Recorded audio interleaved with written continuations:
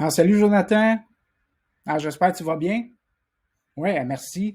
C'est drôle que tu me poses cette question-là ce matin parce que justement, je suis dans un document, mais c'est le cas de le dire, sur le numérique en EPS que je prépare avec mes collègues Diane et François. Et peut-être pour répondre à ta question, je vais m'attarder sur les référentiels et les encadrements. Donc, qu'est-ce que ça dit? C'est quoi ces documents-là? Il y en a un, c'est un référentiel pour tous les enseignants. J'insiste sur le mot enseignant, en fait, parce que parfois j'entends éducateur, éducatrice physique, mais on est des enseignants en éducation physique et à la santé. Et dans le référentiel, on trouve 13 compétences, dont la compétence 12, qui est une compétence transversale, qui est mobiliser le numérique. Qu'est-ce qu'on entend par compétence transversale? En fait, c'est qu'on devrait l'avoir à l'intérieur des autres compétences. Donc, mobiliser le numérique pour planifier les situations d'enseignement et d'apprentissage, pour évaluer les apprentissages, pour mieux gérer le fonctionnement du groupe classe, etc. Donc, ça, c'est une des premières raisons. L'autre raison, c'est qu'il y a un cadre de référence de la compétence numérique, avec ces trois grandes orientations, qui est de soutenir le développement des compétences numériques, mais pas juste des élèves, des étudiants et bien sûr des adultes, des enseignants. Et l'orientation 2, c'est exploiter le numérique comme une valeur ajoutée. Donc, c'est quoi la plus-value de l'utilisation du numérique? À quoi ça sert? Qu'est-ce que ça donne? Hein? Puis l'orientation 3, c'est de créer un environnement propice au déploiement du numérique dans l'ensemble du système éducatif. Donc, c'est le cadre de référence de la compétence numérique, mais avec ses 12 grandes dimensions.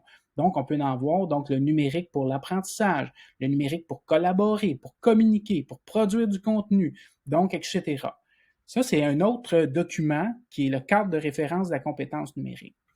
J'aimerais revenir sur le concept des compétences. Si je prends la définition, je ne sais pas si tu as vu la définition dans le programme de formation, sûrement, hein, Jonathan, mais c'est un savoir-agir fondé sur quoi?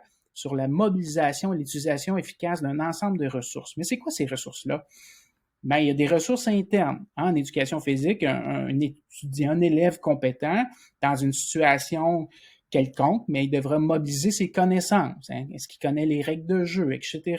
Il devrait mettre en place des stratégies, les appliquer, mettre en place des savoir-faire moteurs, des savoir-être, persévérer, avoir de l'éthique. Ça, c'est ce qu'on appelle des ressources internes.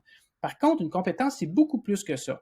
C'est également un individu qui mobilise ses ressources externes. Mais qu'est-ce qu'on a dans un gymnase, dans un cours en éducation physique pour aider l'élève à mieux apprendre à développer ses compétences en ayant accès facilement à des ressources externes, dont l'équipement, un ballon, un compte, c'est des ressources externes, des documents, des affiches, des personnes. L'enseignant, bien sûr, c'est la principale, mais il y a des élèves et le numérique. Donc, il faut voir le numérique comme une ressource externe supplémentaire pour aider les élèves à développer leurs compétences, entre autres. Et une autre raison, ben, déjà en 2001, ça fait déjà 20 ans, hein, que dans le programme de formation, qu'il y avait des suggestions pour l'intégration des TIC dans le programme d'EPS au primaire. En fait, on parlait de TIC, mais là, on parle davantage de numérique. Donc, on peut voir qu'à travers les trois compétences, mais on avait des suggestions déjà à cette époque-là. Bien sûr, ça a évolué. On est 20 ans plus tard, en 2021.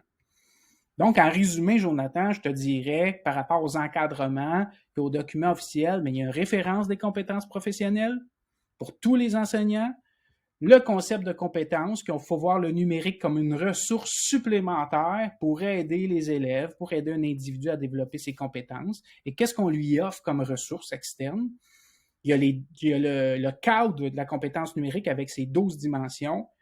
Et déjà en 2001, mais dans le programme de formation, il y avait des suggestions pour la mobilisation du numérique à travers nos trois compétences. Donc, Jonathan, ça me fait plaisir. Donc, si jamais tu as d'autres questions, mais n'hésite pas. Hein, j'aime beaucoup collaborer avec toi.